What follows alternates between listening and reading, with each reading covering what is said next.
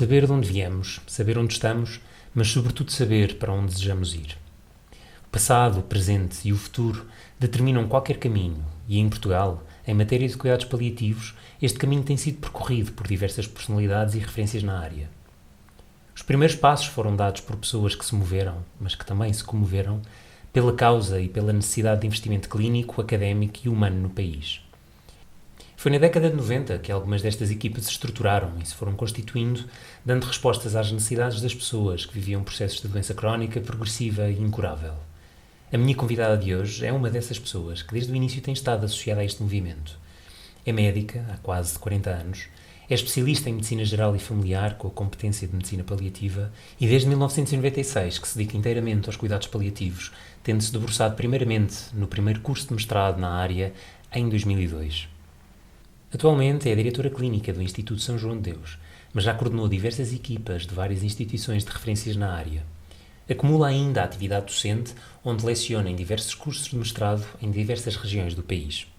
É com enorme prazer que recebo hoje a doutora Ana Bernardo para conversarmos os dois sobre este longo caminho que percorreu na área dos cuidados paliativos, pois é sempre assim que chegamos a algum lugar, vindo de um outro. Olá, muito boa tarde, doutora Ana Bernardo. Muito Olá. Bem-vinda a este espaço. Para mim é um grande privilégio tê-la aqui, sobretudo pelo percurso que tem feito. E olhando para este trajeto que já percorreu, é inevitável a primeira pergunta: de onde é que viemos em matéria de cuidados paliativos e onde é que estamos hoje?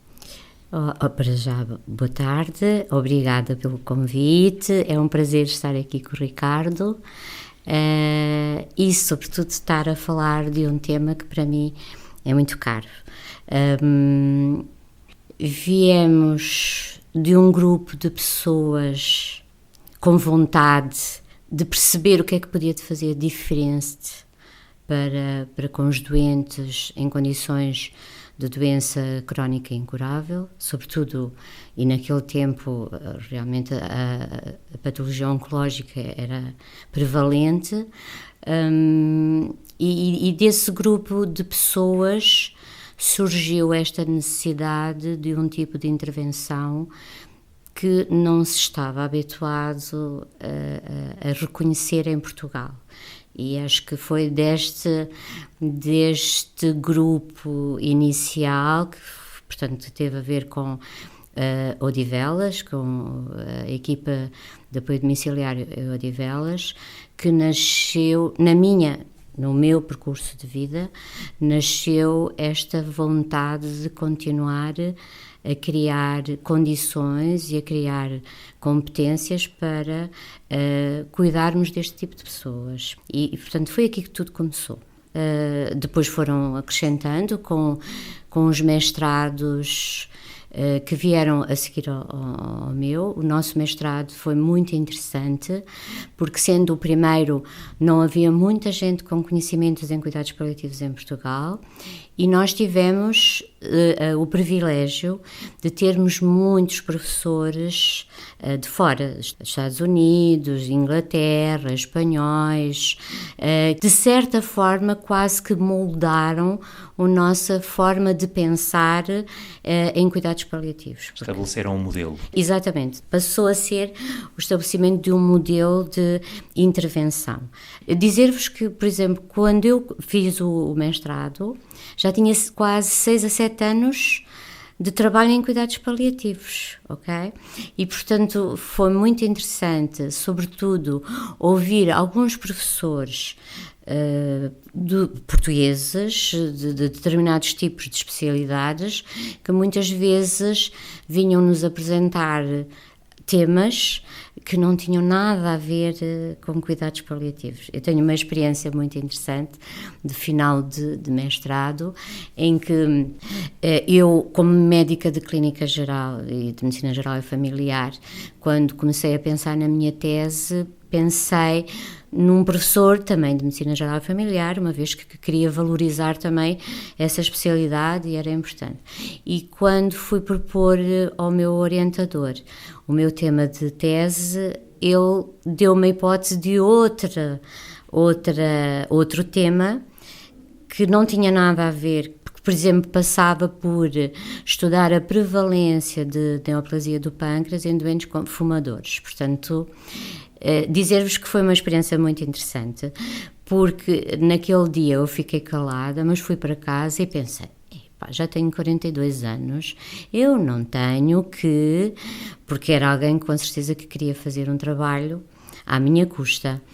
E o outro dia fui ter com ele e disse, professor, o tema que me propôs não tem nada a ver com cuidados paliativos e, portanto, o que eu posso dizer-lhe é, o meu tema continua a ser o mesmo, se o professor quiser ser o meu orientador, ok, senão eu tenho que ir à procura. E quase que foi um grito do Ipiranga também, porque naquela altura para nós os professores eram alguém que estavam acima de nós e portanto que nós devíamos respeitar e seguir, mas foi muito interessante porque começou por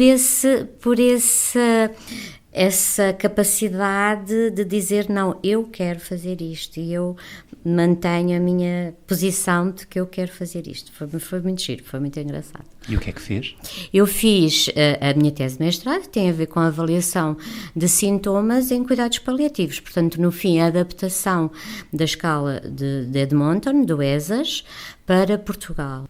Frequentou o primeiro curso de mestrado em cuidados paliativos em Portugal e, como disse, havia muito pouco conhecimento sobre a área na altura, muitos poucos profissionais formados, mas entre os seus pares, entre os estudantes que frequentaram este curso, que semelhanças é que encontrou na turma? O que é que havia de comum nesta motivação das pessoas aderirem a esta oferta formativa, a esta especialidade? Eu acho que aquilo que nos unia era exatamente quase igual para todos. Era ajudar, sobretudo as pessoas com doenças graves e incuráveis, a terem melhor qualidade de vida, okay? e sobretudo respeitarmos a sua dignidade, e era isso que nos... Lembro-me de uma colega da pneumologia que trabalhava com os miúdos com mucoviscidose, ou seja, os miúdos não, ela recebia os adolescentes, os jovens. Portanto, havia a pediatria que trabalhava as crianças até a idade jovem e depois ela recebia os adolescentes. E o que ela dizia é, antigamente estas crianças morriam antes da adolescência, hoje podem chegar aos 20, 30 anos e têm as suas ambições de serem mães, serem pais, não sei o quê, e o que é que eu faço? Como é que eu faço? Lembro-me tão bem da Pilar dizer isso. Como é que eu faço? Eu acho que todos estávamos nesta vertente.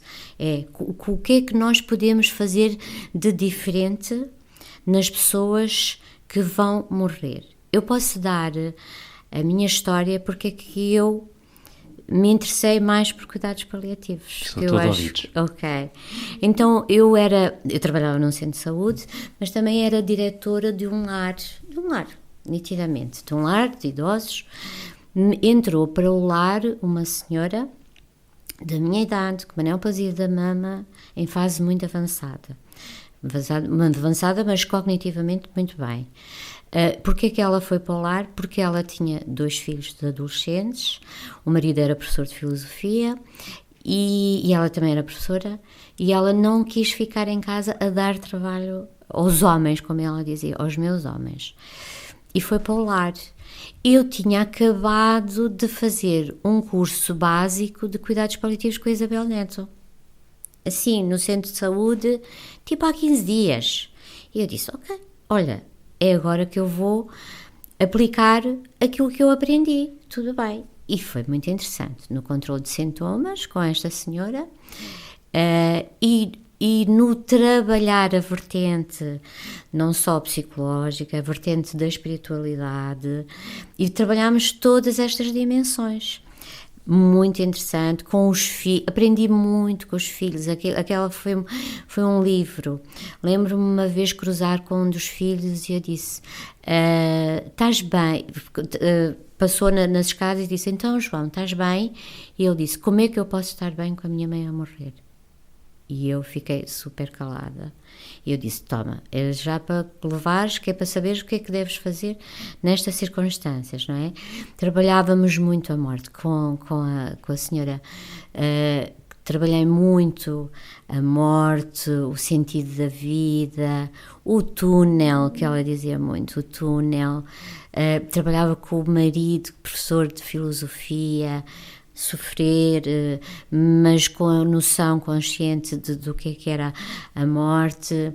Estabelecemos pontos de sentido de vida entre eles, de estabelecer relações entre eles, sociais, de dizer aquilo que vinha, no fim, aquilo que os cuidados paliativos acabam por preconizar e afirmam, não é? E foi muito interessante que eu estava a dar consultas e a governanta do lar telefonou-me a dizer: a senhora quer falar consigo. E eu disse: está bem, já vou, depois de acabar a consulta, mas a senhora quer falar consigo agora.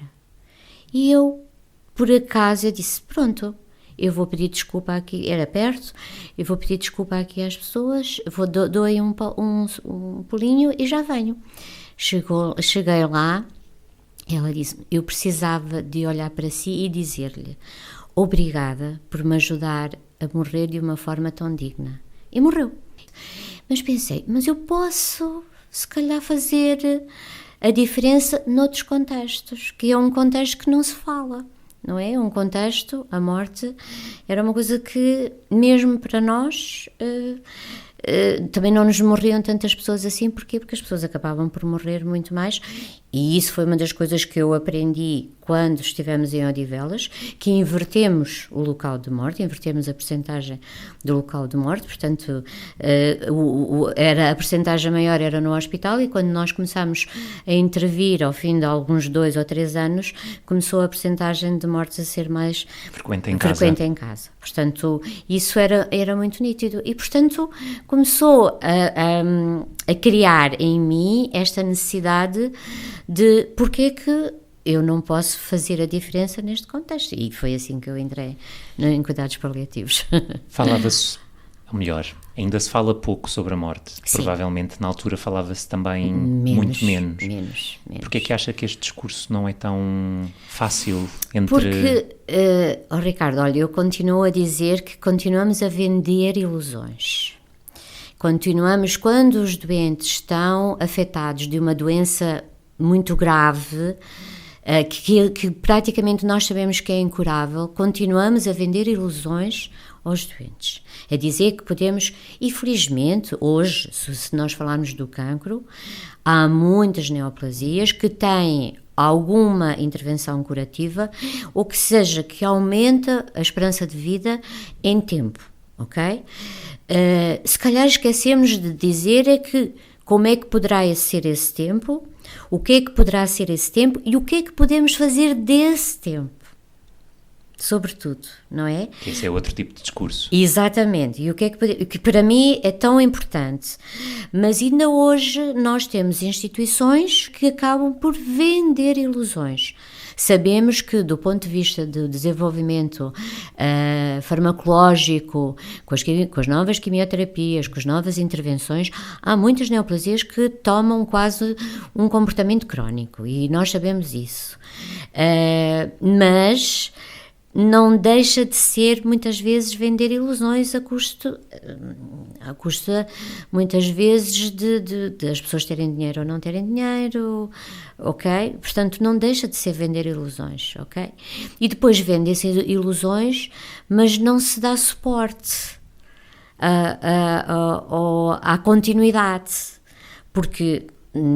E eu sempre vi isso, eu fiz o meu estágio em Londres e sempre vi isso, que a intervenção quanto mais precoce melhor, portanto as equipas de cuidados paliativos fazerem parte da intervenção dos curativos, e portanto tudo isto nós aprendemos. Em Portugal foi muito difícil continuarmos e começarmos a fazer isso. Há unidades que o conseguem fazer, eu já tive experiências de intervenção, nomeadamente no hospital, que conseguíamos mais ou menos, e eram experiências muito interessantes, por exemplo, com a cardiologia. não é? E já não estamos a falar em cancro, não é? Estamos a falar com a cardiologia. A cardiologia trabalhava, por exemplo, na Intra de Setúbal, a cardiologia tem um protocolo com as equipas de cuidados paliativos para começar a receber os doentes quando a insuficiência cardíaca está muito mais avançada e eles conseguem perceber que não conseguem dar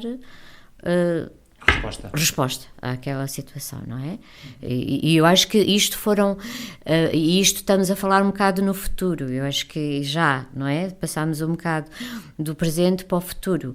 Cada vez mais as especialidades têm que começar a perceber até que ponto é que podem continuar a intervenção curativa, mas ao mesmo tempo poderem beneficiar da intervenção paliativa em várias intervenções, transmissão de más notícias. Há muitos médicos que não sabem transmitir más notícias. Eu não tive isso no currículo, ok?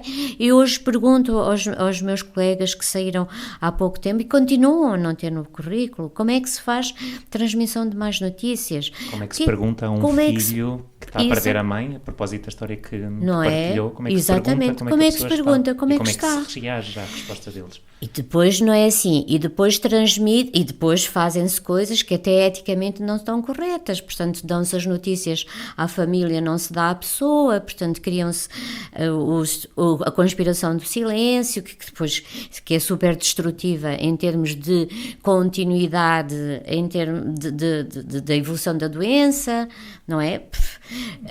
São muitas coisas que eu acho que ainda temos que lutar. Eu acho que estamos melhor, já há colegas que nos respeitam mais, mas continua a haver colegas que sentem, e eu acho que isso tem a ver com egos, que não conseguem dar a volta àquilo, mas também não procuram ajuda. Ok? Portanto, sabemos que até há uma equipa que pode nos ajudar, mas também não procuram ajuda. Sobretudo quando falamos em paliativos não oncológicos.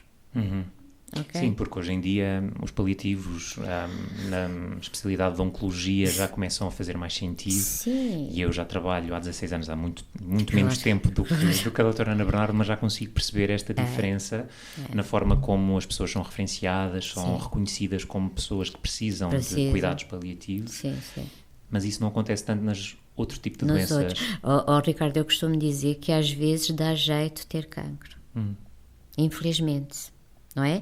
Porque às vezes é o cancro quando vem. Ainda no outro dia tive um doente com uma demência de corpos de Levy que depois foi referenciado para cuidados paliativos porque teve uma neoplasia do urotélio. Quando ele, em termos da demência de corpos de Levy, já podia ter beneficiado de cuidados paliativos, da intervenção da filosofia dos cuidados paliativos, não é? Coisa que acabou por não acontecer. Exatamente. Isto tem muito que ver também com os mitos e preconceitos relativamente à área clínica, que são os cuidados paliativos. E uma outra pergunta que eu tinha curiosidade em perguntar-lhe era se hoje em dia existem ainda muitos mitos associados a cuidados paliativos, quais é que existiam antes, quais é que ainda prevalecem, quais é que já conseguimos desconstruir e quais é que são aqueles que ainda precisamos de desconstruir e debater e de reformular.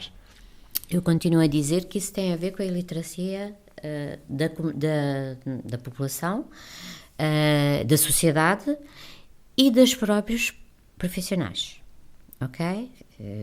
Eu lembro-me na altura, quando eu comecei em cuidados paliativos, havia colegas que me diziam: como é que tu consegues trabalhar com a morte? Não, eu não trabalho com a morte, eu trabalho com a vida e com o que é que eu posso permitir fazer a diferença na vida do doente até morrer, porque a morte acontece em 2 minutos, 2 segundos, o máximo que pode acontecer em algumas horas. Isso, portanto, lá está, aquela incapacidade ainda dos nossos colegas de perceber o que é que são os cuidados paliativos, porque eu acho que Esta formação devia ser muito mais generalizada.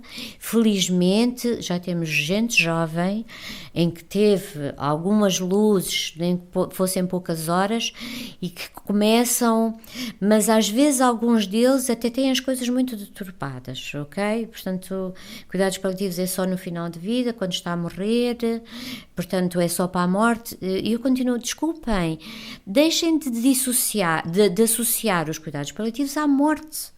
A morte é uma consequência da doença que é incurável. Portanto, não deixa de ser, a morte é a consequência. E sabemos ao nascer que vamos morrer. Se calhar temos que, de certa forma, de uma forma menos agressiva, começar a trabalhar este tema da morte até nas escolas. Que é uma das questões também que na formação graduada dos médicos, dos enfermeiros, não se fala. Em exceção em alguns cursos, e na escola, por exemplo, onde eu sou professor, nós temos uma unidade curricular específica de cuidados paliativos, o que é ótimo, de facto, porque os prepara os futuros profissionais para lidarem com situações de cronicidade das doenças que necessitam de cuidados paliativos da altura da sua vida. Sim, e que podem ser pontuais, não é? E que, como disse, há determinados aspectos dos cuidados paliativos que são de facto transversais a qualquer coisa, à transmissão de más notícias, à comunicação, à relação. Sim. Esta filosofia é muito transversal a qualquer área disciplinar, não é? Eu sou uma pessoa que, e já fui quase criticada nesse sentido, não agora, mas já fui criticada no sentido, agora quero transformar o hospital todo em cuidados paliativos, ok? Mas não é esse o meu... Eu acho que a filosofia em si beneficia todo o tipo de intervenção, sobretudo quando nós estamos nos cuidados continuados, não é? Temos a geriatria, temos pessoas com patologias que podem estar numa situação aguda, mas com patologias crónicas que foram ao relambório do Raul Sonado a terem tudo, mais alguma coisa. Hoje temos gente muito doente nas nossas unidades de cuidados continuados, com pluripatologias, com sintomas descontrolados, com muito sofrimento, e eu acho que podemos extrapolar aquilo que nós, se calhar, também, de uma forma... No início, punhamos que era o sofrimento até à morte, não sei o quê. Se calhar temos que passar para outras dimensões e há estudos a nível lá fora, no estrangeiro, que já começam a pôr a filosofia dos cuidados paliativos um bocadinho mais para além daquilo que é o processo de morte. Não é? O processo de morte é apenas um terço ou um ínfimo daquilo que nós podemos trabalhar em cuidados paliativos. Mais boa comunicação efetiva, mais notícias. Se a mim me dissesse, se eu tiver um doente que fica paraplégico, poxa, é uma má notícia. O que é que eu tenho que trabalhar com essa pessoa? Não é uma pessoa com critérios em cuidados paliativos, mas se calhar temos que olhar para ele de uma maneira diferente. E até poderia beneficiar eventualmente, ou a dada altura vai beneficiar de certeza de controle de sintomas associado à progressão da doença. Até porque vai ter infecções urinárias de repetição, vai ter dor, vai ter... Ok, não é? O que é os cuidados... Não venha já a pôr os doentes em cuidados paliativos. Isto ainda não está em cuidados paliativos. Porquê? Porque não está a morrer. Não Esse é? É um dos preconceitos que mais me incomoda, de facto, entre os colegas, entre a população, associarem, de facto, os cuidados paliativos exclusivamente à morte e ao morrer. E o problema é que os profissionais são aqueles que muitas vezes estão a educar a comunidade, os pares, e não só os pares, como a própria população, e a dizer, não, ele ainda não tem critérios para cuidados paliativos, ainda não está a morrer, ok? E, portanto, o que é que são os critérios? E infelizmente, depois acontece o que está a acontecer nas nossas unidades. Os doentes vêm em final de vida. Podiam vir. Eu estive no estágio, a estagiar em St. Joseph, em Londres, em que a média de internamento era de 21 a 25 dias. Porque havia uma rede de apoio depois na comunidade para continuar a cuidar destes doentes. E só se em casa não houvesse condições para apoiar no momento da morte, e que eles voltavam a regressar ao hospice, e aí era um hospice, para morrer naquele contexto, não é?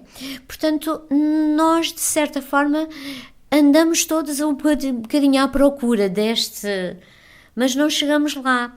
Políticas de saúde, egos, muitas coisas que nós temos que derrubar. E há bocado, como nós conversávamos, os mais velhos começam a ficar chateados e aborrecidos porque estamos a lutar há muito tempo, e porque é que ainda não há uma diferenciação nesse sentido, não é? Há várias formas de fazer cuidados paliativos, há várias, e para quem tem unidades de cuidados continuados, eu olho para o lado e vou para uma unidade de média duração, ou vou até para a convalescença, porque agora também é muito fácil mandar para a convalescença cuidados paliativos, porque é a melhor forma de mandar as pessoas para terem cuidados pelo menos de enfermagem e médicos, não é? E, portanto, tudo isto está mal situado, ok? Tudo isto está mal situado. Depois também muito acesso aos cuidados paliativos E os dados do Observatório demonstram que, de facto, uma expressão significativa de pessoas que beneficiaria de cuidados paliativos não têm acesso a eles por estas questões na engrenagem que não são fáceis de... Nós devíamos fazer um trabalho e pesquisar.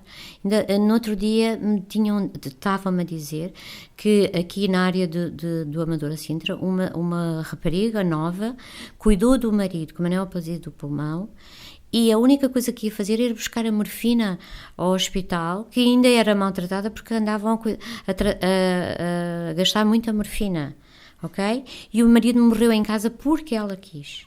Mas em que condições? Que cuidados? O que é que fizemos por aquele casal? E a que custo? Para ela e para ele. Exato. Porque eu acho que isto é que ainda não foi estudado. Quantas pessoas morrem em casa ou nos corredores das urgências, porque depois, no final, as pessoas começam a ficar impotentes para cuidar dos seus. Quantas pessoas e que beneficiavam de ter tido cuidados paliativos antes. Ok?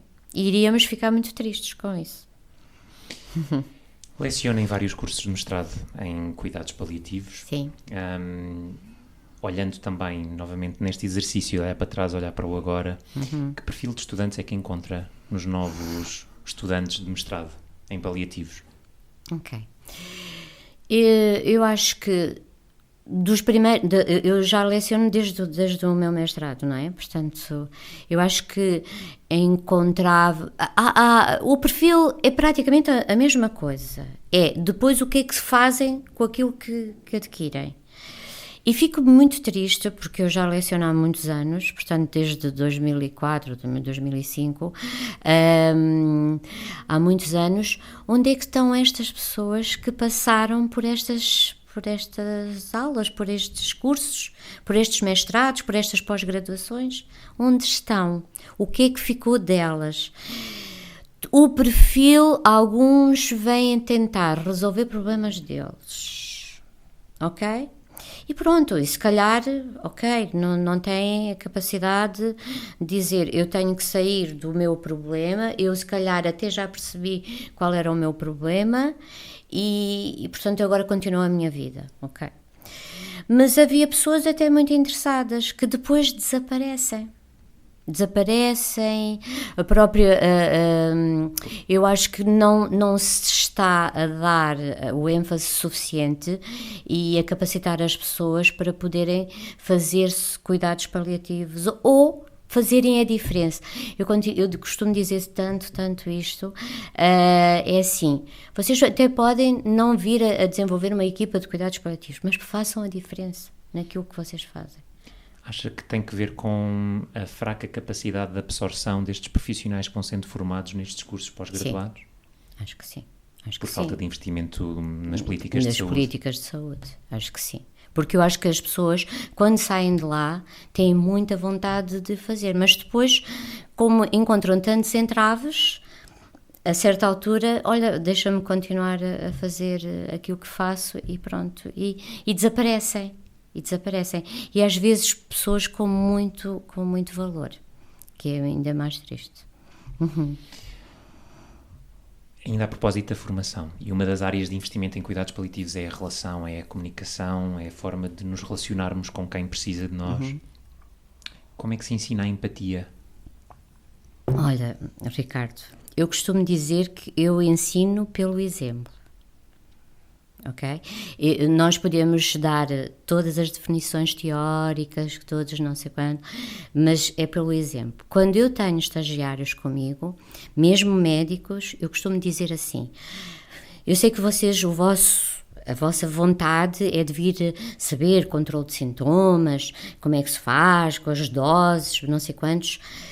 E eu digo, olha, isso num livro, nós aprendemos isso, é rápido de aprender, porque depois depende de eu vos dizer coisas básicas de, por exemplo, uma dose que se dá a uma velhinha com 40 quilos não é a mesma dose que tem que se dar a um doente com 80 quilos, o que é o ser naive ou não ser naive. Portanto, o controle de sintomas é uma coisa que em 8 dias nós aprendemos.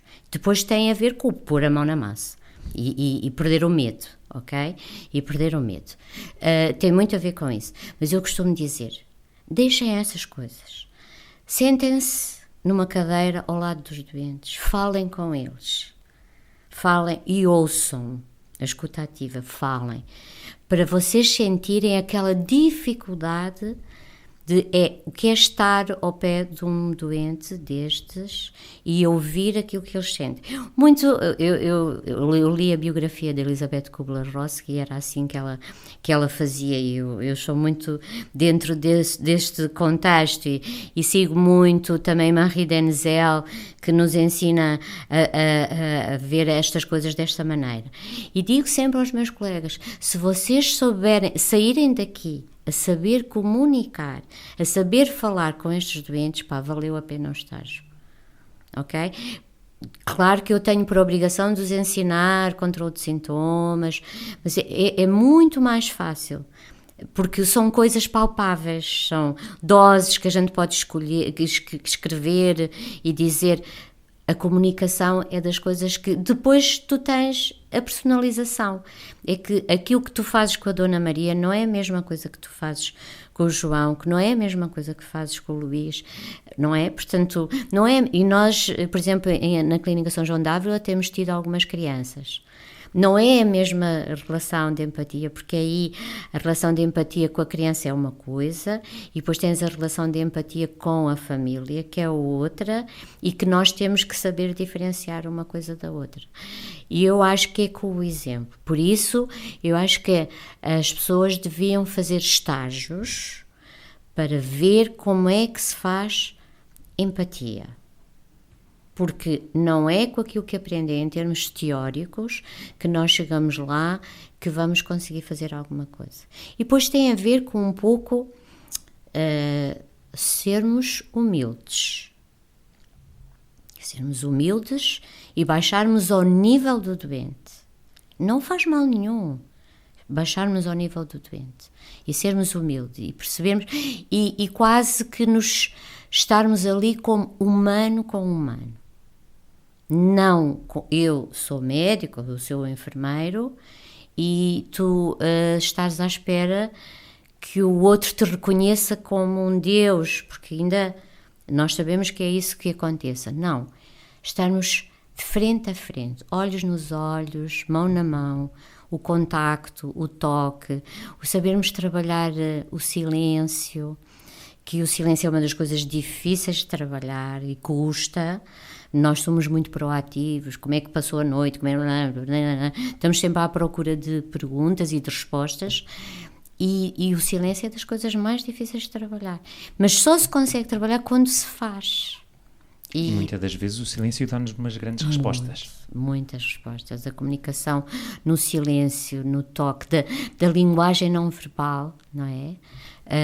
A comunicação na linguagem não verbal é muito, muito importante. E isto é uma das coisas que tem que se trabalhar. Tem que estar lá. Estar lá e ver o que é que acontece. Eu tenho algumas pessoas que veem, e agora? O que é que eu faço? O que é que está a incomodar? Ok? Se te está a incomodar alguma coisa, sai um bocadinho, vais beber um copo de água e volta outra vez para perceber o que é que está a acontecer. Tá? E acho que isto é tão importante. Tão importante. Encaminhando-nos para o final da nossa conversa e olhando para trás e olhando para onde nós estamos neste momento, ao que é que espera que num futuro mais ou menos próximo mude em Portugal em matéria de cuidados paliativos? Nós não conseguimos fazer nada individualmente. Se estivermos a falar numa aplicação de uma política de saúde para todo o país, não é? Não conseguimos, pronto. Individualmente eu posso fazer muita coisa e eu posso ficar contente com aquilo que eu faço individualmente, mas não dá acessibilidade a todos, não é? O problema é, e aqueles que não conseguem chegar até nós. Que são muitos. Que são muitos. Portanto, aqui a parte das políticas de saúde, no outro dia ouvi o Primeiro-Ministro dizer que o Estado não consegue fazer tudo. E eu acredito piamente nisto. Que temos que ser nós a criar condições de... Portanto, temos que ser nós que estamos em cuidados paliativos, temos que saber falarmos uns com os outros, trabalhar uns com os outros, para fazer divulgação daquilo que nós fazemos e depois das políticas de saúde dentro do Estado, dizer-nos, ok, vocês têm essa capacidade, vamos para a frente. Mas precisamos de nos alinhar todos, que eu acho que às vezes nós não estamos alinhados todos uns com os outros, ok? E sinto às vezes muita inconstância naquilo que estamos a pensar. E depois já não estamos a trabalhar cuidados paliativos, estamos a trabalhar o que é que eu faço, o que é que eu acho que é melhor, o que é que eu... Não é. Não trabalhamos em equipa. Não, eu digo isto muitas vezes, porque é uma coisa difícil trabalhar em equipa. E mesmo trabalhar em equipa dentro daquelas, das áreas em que emanam diretrizes, não? Esses aí então têm que trabalhar muito mais em equipa, ok? Não é só quem está a trabalhar na assistência ao doente. E essa aí se calhar é que pode ser mais fácil de trabalhar, mas os outros têm que saber trabalhar em equipe, têm que saber ouvir, têm que saber colocar-se nos sapatos dos outros, têm que saber dizer o que é que está mal. Temos que fazer levantamento de necessidades, que eu acho que é uma das coisas que em Portugal falta. Quais são as necessidades? Não é?